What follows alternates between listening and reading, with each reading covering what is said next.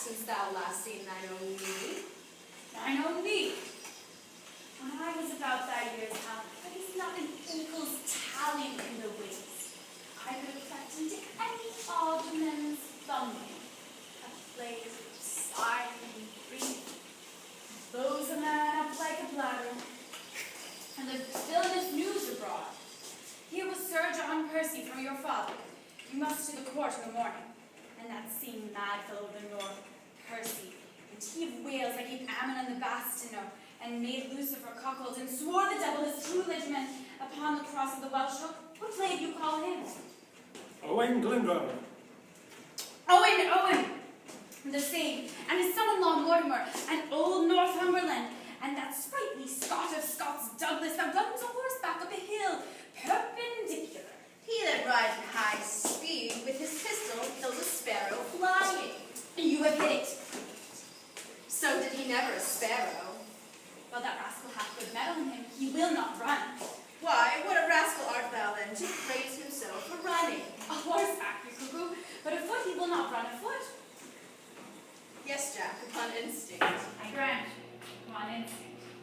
Well, he is there too, and one more Jack and 1,000 ye cats below. Worcester is stolen away tonight, and thy father's beard is turned white with the news. You may buy land now as cheap as stinking mackerel. Why then, 'tis like it come a hot June in civil buffeting hold, and you can buy maidenheads as cheap as hobnails by the hundreds. By the mass, thou sayest true. It is like we shall have good trading this way. But tell me how. Art thou not horrible of fear?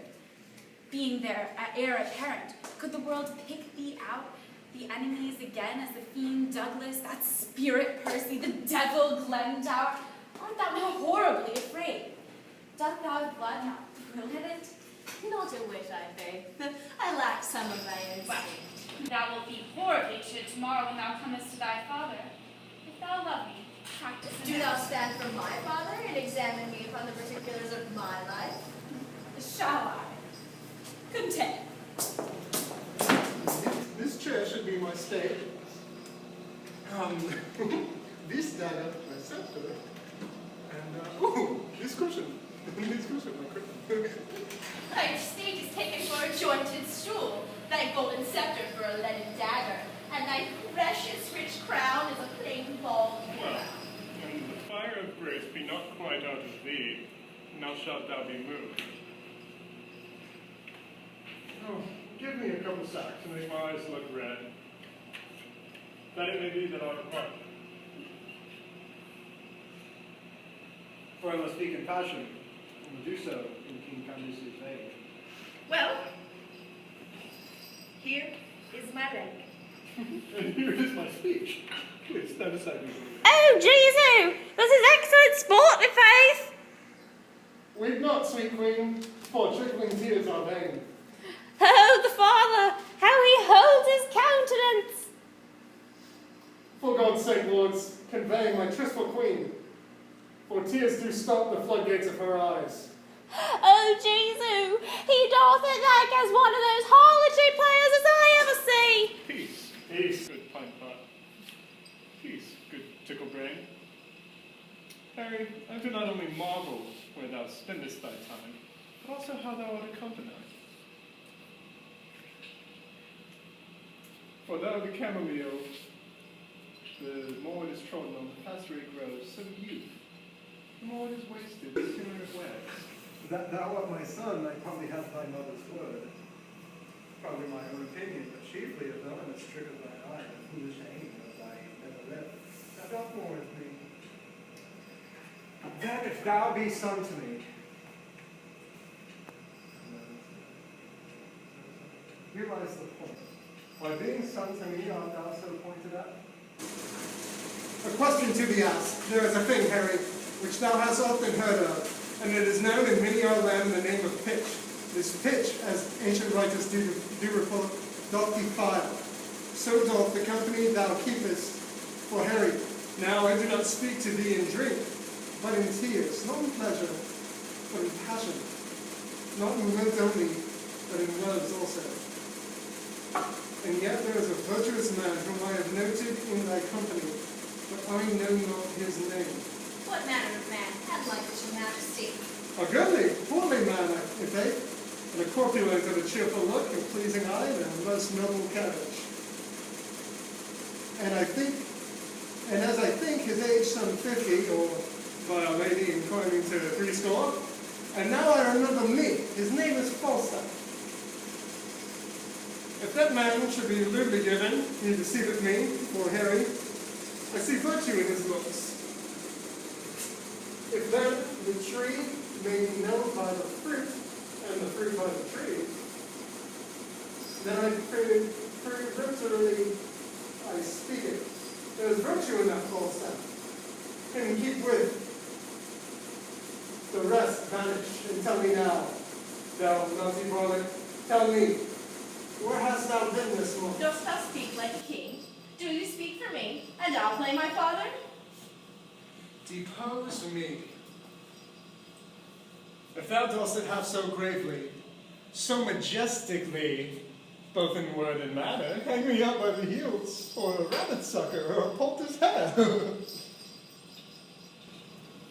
Well, here I am set. And here I stand, judge, my masters. Now, Harry, whence come you? My noble lord, from Eastcheap. The complaints I hear of thee are grievous. Blood, my lord. They are false. Nay, I'll tickle you for a young prince, I think. I faith. Swearest thou, ungracious boy? Henceforth never look on me. Thou art violently carried away from grace. There is a devil haunts thee. In the likeness of an old fat man, a ton of man is thy companion. Why dost thou converse with that trunk of humors, that bolting hutch of beastliness, that swollen parcel of dropsies, that huge bombard of sack, that stuffed cloak bag of guts, that roasted Manningtree ox with a pudding in its belly, that reverend vice, that grey iniquity, that father ruffian, that vanity in years? Good, but to taste sack and eat and cunningly, but to carve a capon and eat it, wherein cunning, but in craft, wherein crafty, but in villainy, wherein villainous, but in all things, wherein worthy, but in nothing. I would your grace would take me with you. Who means your grace? That villainous, abominable, misleader of youth, Falstaff, that white-bearded old Satan. My lord,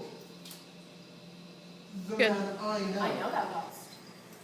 But to say I know more harm in him than in myself were to say more than I know. And he is old, the more the pity. His white hairs do witness it. But that he is, saving your reverence, a whoremaster, that I utterly deny. If sack and sugar be a fault, God help the wicked. If to be old and merry a sin, then many an old host that I know be damned. If to be fat to be hated, and fair as kind are to be loved. No, my good lord, banish Peter, banish Bardolph, banish Poins, but for sweet Jack Falstaff, kind Jack Falstaff, true Jack Falstaff, valiant Jack Falstaff, and therefore more valiant being as he is old Jack Falstaff. Banish not him thy Harry's company, banish not him thy Harry's company, banish plump Jack, and banish all the world. I do, and I will.